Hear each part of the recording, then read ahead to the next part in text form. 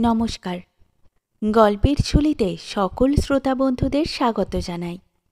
আজ আপনাদের জন্য গল্পের ঝুলিতে রয়েছে রবীন্দ্রনাথ মৈত্রের লেখা সমাধান।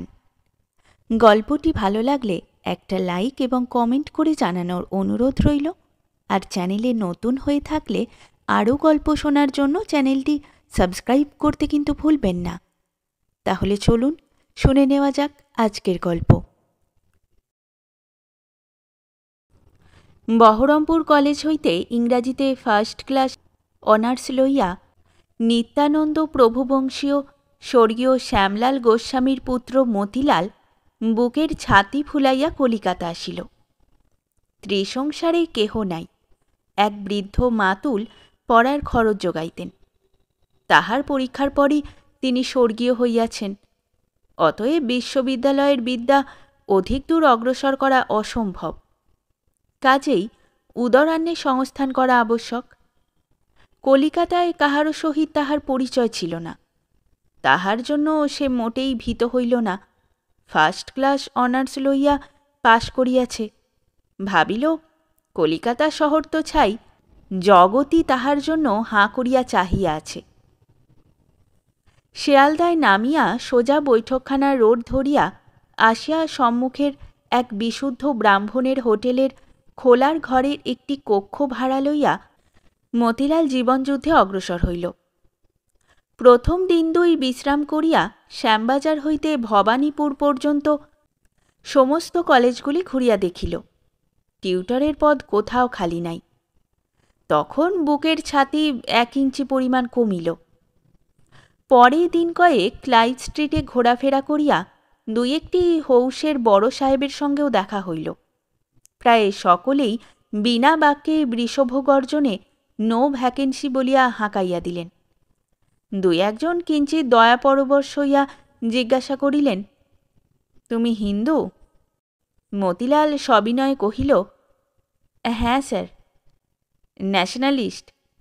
মতি জীবনে মিথ্যা কথা কহে নাই। মিথ্যা কথা বলিয়া জীবিকা অর্জন করিবে না প্রতিজ্ঞা করিয়াছিল। কহিল, ইয়েস। হৌসের মালিকরা গুড বাই করিয়া বিদায় করিয়া দিলেন। পরের কয়দিন বড়বাজারে মারোয়ারিদের গদিতে ঘুরিয়া মতিলাল দেখিল যে একে বাজার মন্দা এবং তাহার উপর সে বাঙালি, কাজেই সুবিধা হইবার ভরসা বিশেষ নাই। তখন তাহার বুকের 38 ইঞ্চি ছাতি কমিতে কমিতে 30-এ আসিয়া ঠেকিয়াছে। মতিলাল বিপদ গণিল।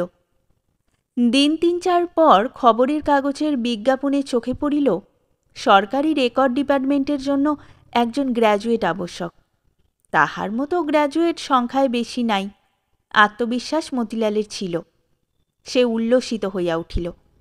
মনে মনে ভাবিল যে এ চাকুরি হাতছাড়া হইবার জো নাই। যোগ্যতায় তাহার মতো গ্র্যাজুয়েট সংসারে মিলিবে না। কথাটা অবশ্য সত্যই, কিন্তু সরকারি দপ্তরখানার দরজায় পৌঁছিয়াই তাহার গায়ের রক্ত জল হইবার উপক্রম হইল। প্রায় 7.5 গণ্ডা প্রার্থী দরখাস্ত হাতে লইয়া ঘুরিতেছে। সকলেই কার্ড পাঠাইয়াছে। মতিও কার্ড দিল। ঘণ্টা 3 পর ইন্টারভিউয়ের জন্য ভিতরে ঢুকিলেই সাহেব তাহাকে প্রথমেই প্রশ্ন করিলেন, তুমি কি মুসলমান? মতি কহিল, না। সাহেব পেন্সিল তুলিয়া ইঙ্গিতে তাহাকে যাইতে আদেশ দিয়া কহিলেন, নো চান্স, যাও বাবু। মতির মাথা খারাপের মতো হইল। ফার্স্ট ক্লাস অনার্স লইয়া পাশ করিল, তবু নো চান্স কেন? কহিল, স্যার কোয়ালিফিকেশন আমার। সাহেব একটু মৃদু হাস্য করিয়া কহিলেন, ধর্মই কোয়ালিফিকেশন, গুড বাই। রাগে গজগজ করিতে করিতে মতি বাহিরে আসিল। তাহার পর এদিক সেদিক ঘুরিয়া বাসায় ফিরিতেছে। এমন সময় তাহার বাল্যবন্ধু মফিজের সহিত দেখা হইল। মফিজ হাসিতে হাসিতে কহিল, মতি যে? মতি কহিল, হ্যাঁ। কলকাতায় কি মনে করে মফি? মফিজ কহিল, একটা চাকুরি নিলুম ভাই। বাপ জানার খরচ দিতে চান না। 7 বার বিয়ে ফেল করেছি, আর চাওয়াও মুশকিল। তা কি চাকুরি নিলে? মতি জিজ্ঞাসা করিল। রেকর্ড ডিপার্টমেন্টের কেরানিগিরিটা হয়ে গেল, তা মাইনে 100 আর অ্যালাউন্স 25, চলে যাবে একরকম, কি বলো? বলিয়া মফিজ হাসিল। মতি বিস্ময় বিস্ফারিত নেত্রে মফিজের দিকে চাহিয়া কহিল, তুমি পেয়েছ? খুশি হলাম, আমিও দরখাস্ত করেছিলাম। মফিজ কহিল, ভুল করেছিলে ভাই, মুসলমান ছাড়া ও হবার জো নেই। এই দেখো না, মাথায় ফেজ ছিল না বলে কাল তো আমলই দিলে না, আজ চাপকান আচকান পড়ে এসে তবে জুটেছে। মতি কি যেন ভাবিল, তারপর কহিল, আচ্ছা তবে আসি, চাকুরি পেয়ে ভুলো না ভাই, আমার জন্যেও একটা কিছু দেখো। মফিজ আচ্ছা বলিয়া ট্রাম ধরিল। বাসায় আসিয়া মতি যখন পৌঁছিল, তখন তাহার বুকের ছাতি আরও খানিকটা সংকুচিত হইয়া পড়িয়াছে। ফার্স্ট ক্লাস অনার্সে বিএ পাস মতিলাল গোস্বামী বিছানায় উবু হইয়া খবরের কাগজের কর্মখালির বিজ্ঞাপন পাঠে নিবিষ্ট ছিল। তাহার সম্মুখে দাঁড়াইয়া হোটেলের অধিকারী গুণনিধি মিশ্র টাকার তাগাদা করিতেছিল। মতির জবাব দিবার উপায় নাই, কারণ সমস্ত সম্বল ফুরাইয়া মাত্র 5 আনা পয়সায় গিয়া ঠেকিয়াছে। অনেকক্ষণ ধরিয়া বকিয়া বকিয়া গুণনিধি ঠাকুর কহিল, 2 দিনের মধ্যে সব শোধ করে দেবেন বলছি, নইলে পুলিশে খবর দেব। মতির চোখ বিজ্ঞাপন পাঠ করিতে করিতে ক্রমেই বিস্ফারিত হইয়া উঠিতেছিল। একটা লোভনীয় চাকুরির সন্ধান পাওয়া গিয়াছে, কাজেই গুণনিধি ঠাকুরের এই মারাত্মক ভয় প্রদর্শন তাহার কানে ঢুকিল না। গুণনিধি রোষ কষায়িত নেত্রে এই নির্বিকার বেকার মানুষটির দিকে চাহিয়া চলিয়া গেল। চাকুরি লবণ বিভাগের জন্য 3 জন শিক্ষানবিশের। মতি অনেকক্ষণ ধরিয়া ভাবিয়া উঠিল। তাহার পর ঘুরিতে ঘুরিতে বেলা 10টায় সরকারি আফিসে গিয়া গোপনে 2-1টি কেরানির নিকট হইতে সন্ধান লইয়া জানিল যে চাকুরির জন্য সকলেই প্রার্থী হইতে পারে বটে, কিন্তু সেক্রেটারির গোপন উপদেশ আছে, মুসলমান উপযুক্ত প্রার্থী পাইলে আর অন্য কোনো প্রার্থীকে লওয়া হইবে না। মতির মুখ শুকাইয়া গেল। ইচ্ছা হইল ইউনিভার্সিটির যত সার্টিফিকেট আছে সমস্ত ছিঁড়িয়া টুকরা টুকরা করিয়া লালদিঘিতে ফেলিয়া দেয়। ভাবিতে ভাবিতে আসিতেছে, এমন সময় কে পিছন হইতে ডাকিল, গোসাইদা নাকি? আদাব। মতি মুখ ফিরাইয়া যাহাকে দেখিল, তাহাকে এই বেশে কলিকাতায় দেখিবে সে কথা সে কল্পনাও করে নাই। প্রশ্নকর্তা তাহার মাতুলের ভূতপূর্ব গোমস্তার পুত্র রমজান আলী। সে দিব্য চোখে সুরমা আঁকিয়া জরির তাজ মাথায় দিয়া বুটিদার পায়জামা পরিয়া দাঁড়াইয়া, দেহটাও বেশ নধর হইয়াছে, দেখিলে সহসা চেনা যায় না। মতি আশ্চর্য হইয়া কহিল, তুমি এখানে? রমজান আলী জানাইল যে গত 3 বৎসর যাবৎ এখানেই সে আছে, চিতপুরে বিড়ির দোকান করিয়াছে। স্বদেশীর কল্যাণে বিড়ি বেচিয়া বেশ 2 পয়সা রোজগারও হইতেছে। এখন চলিয়াছে শেয়ালদার মোড়ে, সেখানে একখানি দোকান করিবার ইচ্ছা। এই সময় ট্রাম আসিয়া পড়িল। রমজান কহিল, উঠে পড়ো গোসাইদা। মতি কহিল, তুমি যাও, আমি হেঁটেই যাব, পয়সা নেই সঙ্গে। রমজান বিস্মিত হইল, কহিল, পয়সা নেই? এত লেখাপড়া শিখে, যাক সে হবে ক্ষণ, উঠে পড়ো। অগত্যা মতি ট্রামে উঠিল। ট্রামে বসিয়া মতি তাহার মাতুলের মৃত্যু হইতে আরম্ভ করিয়া কলিকাতার চাকুরি খুঁজিবার যাবতীয় বিবরণ রমজানকে জানাইল, কিছুই গোপন করিল না। রমজান হাসিয়া কহিল, সে কথা বলতে হয়, একটু বুদ্ধি নেই তোমার গোসাইদা? বলিয়া মতির কানে কানে রমজান কি কহিল। মতি কহিল, অনেক হাঙ্গাম আসে, ধরা পড়ে যাই যদি। রমজান তাহাকে আশ্বাস দিয়া কহিল, আরে কোনো চিন্তা নাই, আমি সব ঠিক করে দেব। তুমি এসো আজ আমার ওখানে সন্ধেবেলা। আমি রমজান আলী বলিয়া রমজান এতদিন কলিকাতা থাকিয়া যেসব কাজে বুদ্ধির বিশেষ পরিচয় দিয়াছে তাহার একটা তালিকা দিয়া গেল। মতি শুনিয়া বুঝিল যে রমজানের বুদ্ধিমতো চলিলে সুবিধা হইবার সম্ভাবনা, ধরা পড়িবার ভয়ও নাই। পরদিন চুড়িদার, আচকান, ধপধপে পায়জামা ও মাথায় লাল ফেজ পরিয়া যে ব্যক্তি বেলা 10টার সময় ফিটন গাড়িতে চাপিয়া ভারত মাতা মার্কা বিড়ির আবিষ্কারক শেখ রমজান আলীর সহিত নুনের আপিসে আসিয়া উপস্থিত হইল, সে মতিলাল গোস্বামী নহে, মতিয়ার রহমান। যথাসময়ে কার্ড দিয়া মতিয়ার রহমান অপেক্ষা করিতে লাগিল। ডাকও আসিল। মতির একটু ভয় হইল, যাইবে কি যাইবে না। ইতস্তত করিতেছে, এমন সময় কানে কানে রমজান আলী কহিল, কুছ পরোয়া নাই, চলে যাও। আর দাড়ি গোম না থাকলো তো কি, জিজ্ঞাসা করলে বলবে আমাদের রেওয়াজ নেই। অগত্যা মতিয়ার রহমান দুর্গা নাম জপিতে জপিতে লবণ বিভাগের সুপারিনটেন্ডেন্টের খাস কামরায় প্রবেশ করিল। ব্যবস্থা পরিষদের নাগরদোলায় তখন ইন্ডিয়ান সল্ট বিল দোল খাইতেছে। খবরের কাগজে দিন কয়েক হইতে লবণ লইয়া মাতামাতি চলিয়াছে। মতি খবরের কাগজ পড়িত। লবণ সম্পর্কিত বিতর্কে পড়িয়া সরকার ও বিরোধী পক্ষ উভয় পক্ষের যুক্তিই তাহার বেশ অধিগত হইয়াছিল। কাজেই সেক্রেটারি সাহেব গভর্নমেন্টের সল্ট পলিসি বিষয়ে প্রশ্ন জিজ্ঞাসা করিলেই মতি ঝরঝর করিয়া সাহেবই উচ্চারণ করিয়া কমার্স মেম্বারের বক্তৃতার খানিক অংশই আবৃত্তি করিয়া গেল। সাহেব চুরুট টানিতে টানিতে ভ্রু কুঞ্চিত করিয়া শুনিতে লাগিলেন।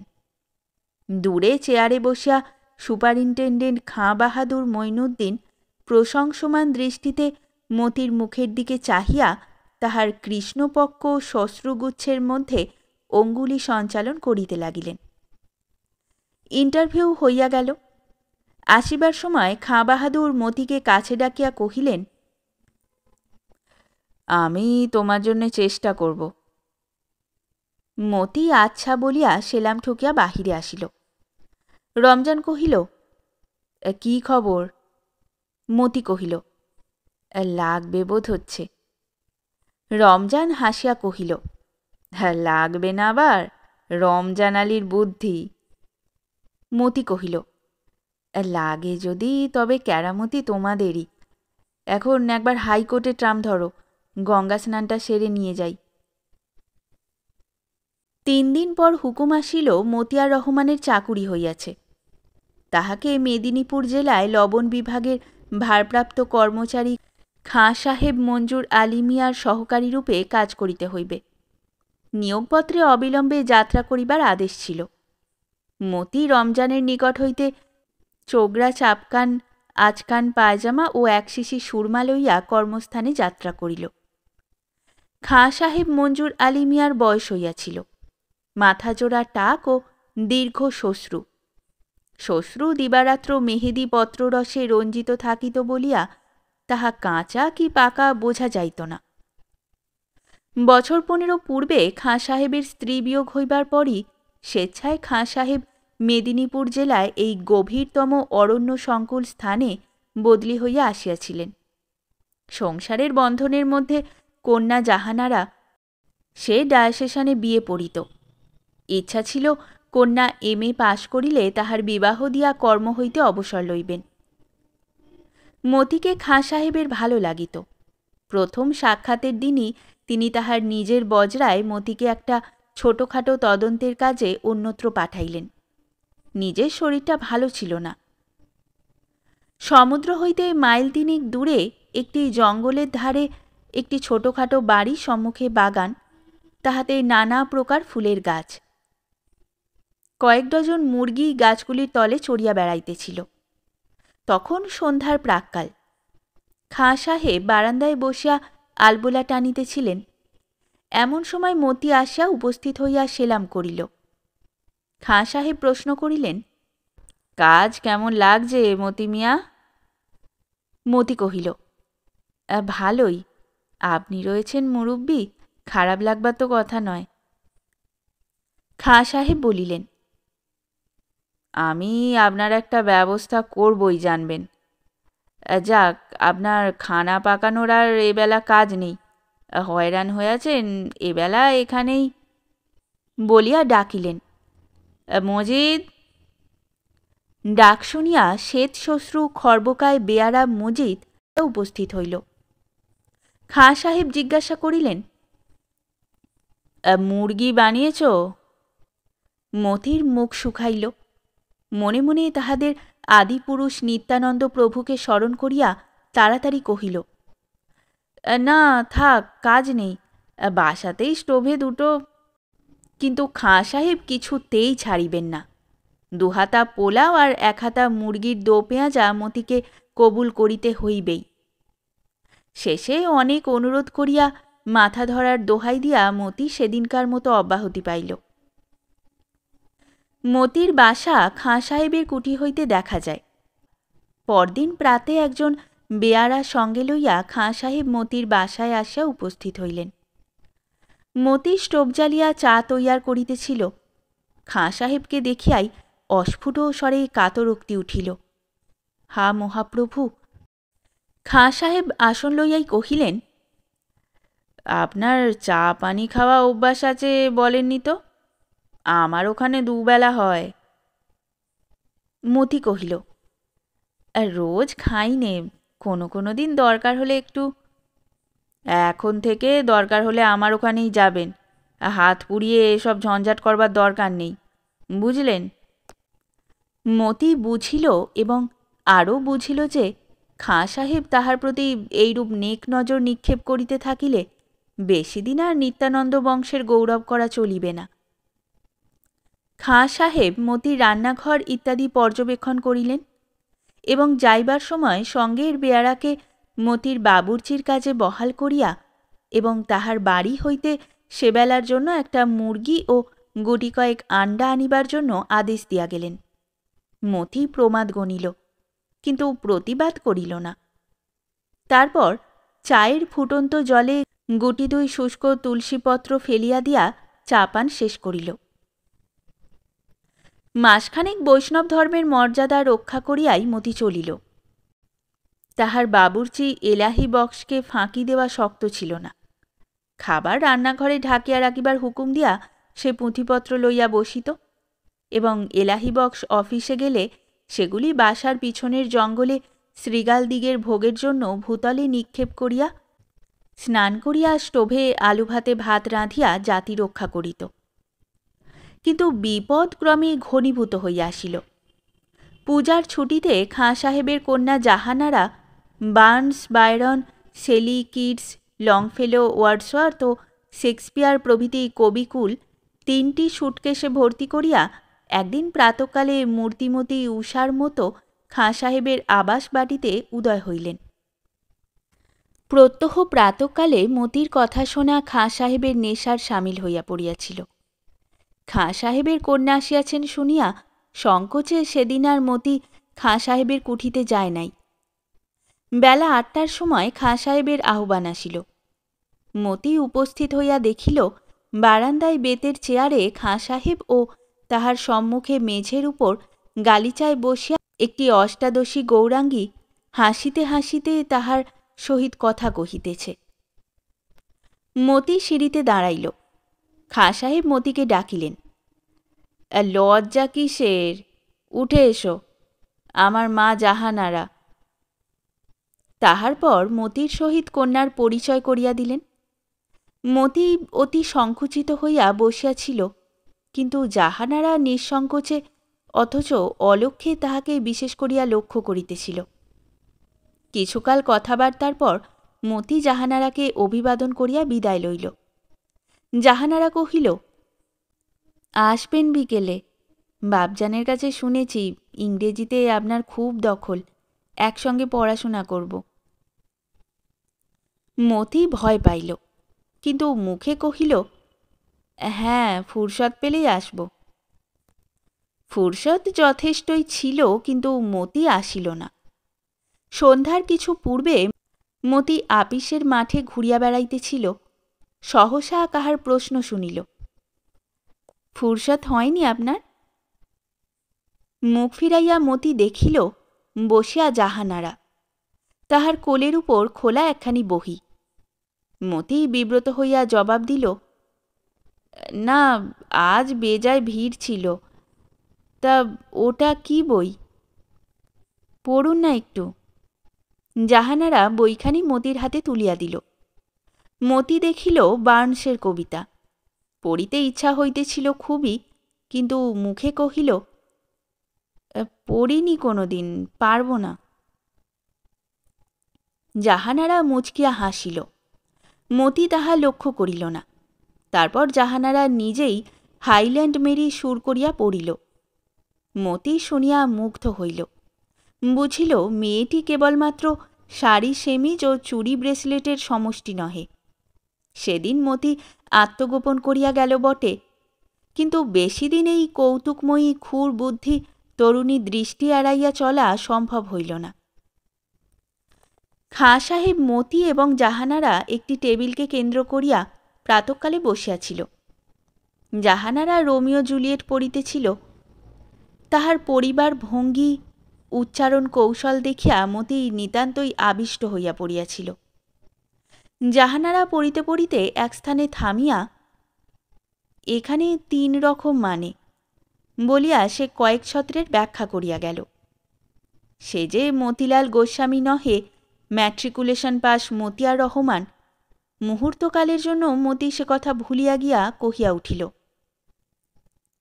না, এ মানে ঠিক নয়। তারপর রোমিও জুলিয়েটের 2-1 প্রসিদ্ধ সমালোচকের উক্তি উদ্ধৃত করিতে গিয়াই চমকিয়া উঠিল। করিতেছে কি? চাহিয়া দেখিল সম্মুখে চেয়ারে জাহানারা সকৌতুকের হাসি হাসিতেছে। তাহার হাসি দেখিয়া মতি একেবারেই সংকুচিত হইয়া পড়িল। জাহানারা ছাড়িল না, প্রশ্ন করিল, আপনি এসব জানলেন কোত্থেকে? মতি আমতা আমতা করিল, না, হেডমাস্টার পড়িয়েছিলেন। ম্যাট্রিকুলেশন ক্লাসে এমন করে শেক্সপিয়ার পড়ানো হয় তা জানতুম না তো। জাহানারা আবার হাসিল। মতি চাহিয়া দেখিল যে খাঁ সাহেব ঘুমাইয়া পড়িয়াছেন। তাড়াতাড়ি উঠিয়া জাহানারাকে কি একটা অর্থহীন কথা কহিয়া সে বাহিরে চলিয়া গেল। জাহানারা আবার হাসিল। জাহানারার কৌতুক হাস্য মতিকে সন্ত্রস্ত করিয়া তুলিলেও তাহার সহজ সরল সদয় ব্যবহারে মতি তাহার প্রতি স্নেহসম্পন্ন হইয়া উঠিয়াছিল। উভয়ে প্রায় সমান বয়সী। জনবিরল অরণ্যপল্লীতে শখের জন্মলাভ হয় অতি সহজে। দুটি প্রাণীর মধ্যে 15 মধ্যে প্রগাঢ় সখ্য বন্ধনের সৃষ্টি হইল। যতক্ষণ অবকাশ পাইত মতি খাঁ সাহেবের বাড়িতেই কাটাইত। খাঁ সাহেব ঘুমাইতেন, জাহানারা কাব্য পড়িত, মতি শ্রোতা। মাঝে মাঝে জাহানারা হাসিয়া প্রশ্ন করিত, ভুল হচ্ছে না তো? মতি অত্যন্ত সংকুচিত হইয়া কহিত, সে কি করে বলবো।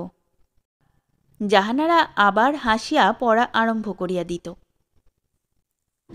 দিনকুড়ি এইরকম লুকোচুরি খেলিয়াই চলিতেছিল। মতি বুঝিতেছিল যে বিপদ আসন্ন।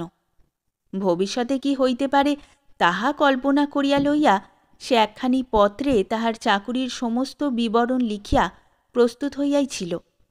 প্রয়োজন হইলেই চিঠিখানি খাঁ সাহেবের কাছে পাঠাইয়া দিবে। সেদিন প্রাতঃকালে খানকয়েক বহি হাতে করিয়া জাহানারা মতির বাসায় আসিয়া উপস্থিত হইল। মতি স্টোভে চায়ের জল চাপাইয়া বসিয়াছিল। জাহানারা বিনা বাক্যব্যয়ে স্টোভের কাছে আসিয়া জল নামাইয়া তাহাতে চা ভিজাইয়া চা তৈয়ারি করিতে বসিল। মতি বিব্রত হইয়া তাড়াতাড়ি কহিল, করছ কি? স্টোভটা খারাপ, বাস্ট করতে পারে। জাহানারা তথাপি উঠিল না, হাসিয়া কহিল,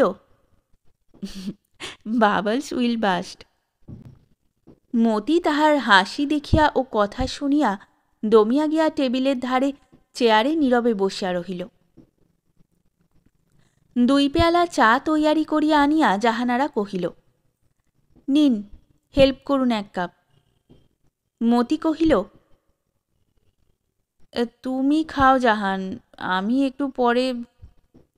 জাহানারা হাসিয়া কহিল, খেতেই হবে আজ আপনাকে। মতির সর্বাঙ্গ কাঁটা দিয়া উঠিল। মনে হইল জাহানারাকে এই সমস্ত কথা বলিয়া তাহার পর খাঁ সাহেবের নিকট হইতে বিদায় লয়। এরূপ ছদ্মবেশে জীবনযাপন করা অসহ্য হইয়া উঠিয়াছে। কথাটি বলিবার অভিপ্রায়ে মতি কহিল, দেখো জাহান, তুমি আমার ছোট বোনের মতো। জাহানারা চায়ের পেয়ালায় চুমুক দিয়া কহিল, তা জানি, তবু আমার হাতে চা খেতে আপনার আপত্তি? মতির মুখ শুকাইল, কথা কহিতে পারিল না। পর মুহূর্তেই জাহানারা প্রশ্ন করিল, কিডস পড়েছেন আপনি?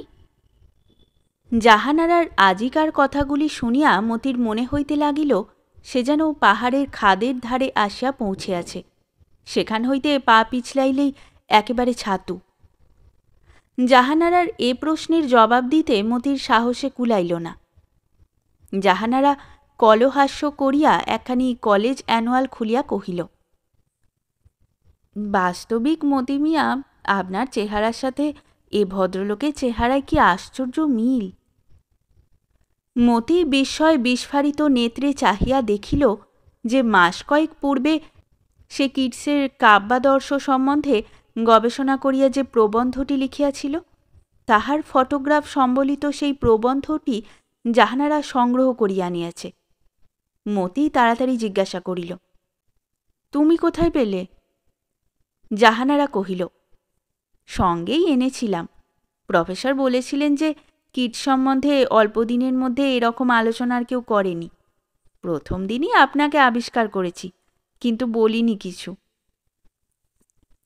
মতি কিছুক্ষণ চুপ করিয়া বসিয়া থাকিয়া কহিল, জাহান, তুমি আমার বোন, একটা কাজ করবে?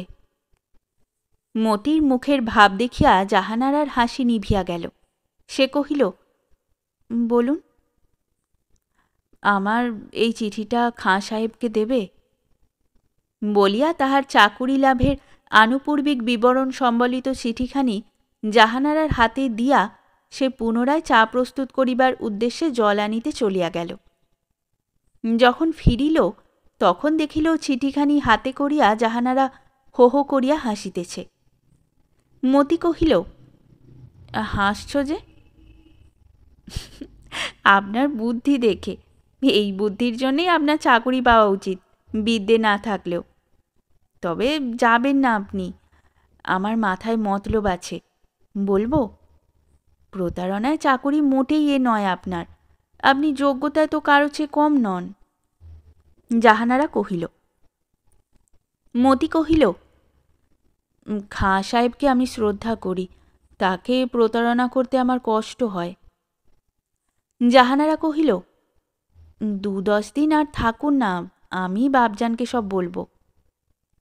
বলিয়া জাহানারা উঠিল এবং যাইবার সময় কহিল, আর লুকোচুরি খেলে কাজ নেই, বরং একদিন আমায় ইংরেজিটা একটু পড়িয়ে দেবেন। সেটা সত্যিকারের ভাইয়ের কাজই করা হবে। মতি হাসিয়া কহিল, কবুল। কয়েকদিন জাহানারা ও মতি কি পরামর্শ করিল কেহ জানিল না। জাহানারার ছুটি ফুরাইলে সে কলিকাতায় চলিয়া গেল। তাহার দিন 2 পর মতিও 1 সপ্তাহের ছুটি লইয়া কলিকাতা যাত্রা করিল। তাহার দিন 3 পর কলিকাতার সমস্ত দৈনিক সংবাদপত্রে নিম্নলিখিত সংবাদটি প্রচারিত হইল। মৌলভী মতিয়ার রহমান লবণ বিভাগের একজন উচ্চপদস্থ কর্মচারী, তিনি গত শুক্রবার গোলতলা শুদ্ধি সভায় স্বেচ্ছায় হিন্দু ধর্ম গ্রহণ করিয়াছেন। তাহার বর্তমান নাম হইয়াছে মতিলাল গোস্বামী।